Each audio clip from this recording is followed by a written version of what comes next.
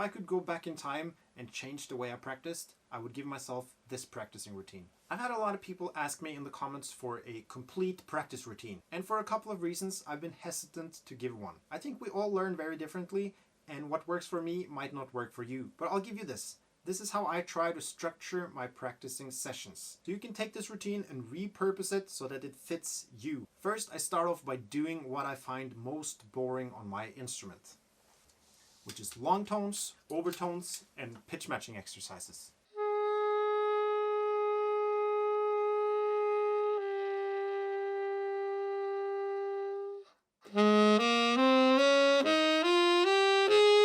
By getting this stuff out of the way early in my practice sessions, I can move forward with a sense of accomplishment. So after anywhere from 10 to 30 minutes of this, I pat myself on the back and move on to some technical exercises. Now for me, this could be a lot of different things. It could be transcribed solos, patterns, licks through all 12 keys. A lot of people like to work on etudes. If you can, try to incorporate some vocabulary into your technical exercises, and also make sure to work on your articulation and time by using a metronome. And one thing that I think it's very important to note is that accuracy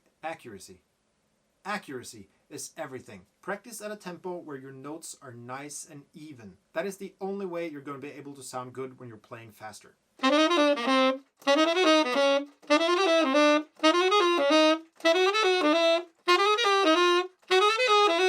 That's a social media technique I like to call lick baiting. Now I'm going to get a ton of comments saying, "Oh, that's the lick!"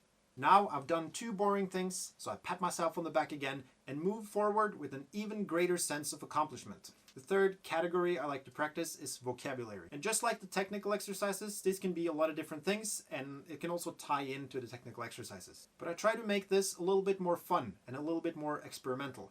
I like to pick some phrases out of solos that I like, and instead of taking them through all 12 keys, I break them down into smaller building blocks and take those building blocks through all 12 keys. And I think it's very important to note that vocabulary is not only about the notes you play.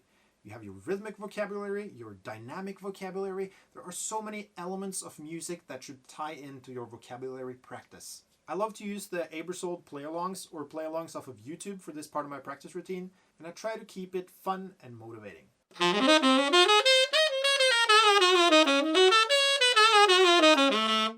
Comment below if you know where that piece of vocabulary is from. It's a legendary solo and I have a transcription, so let me know if you want it. And when I've done all this, I feel really accomplished already, and I often feel motivated to practice more. Some days I have to learn tunes for gigs or write arrangements, and I'll move on to that.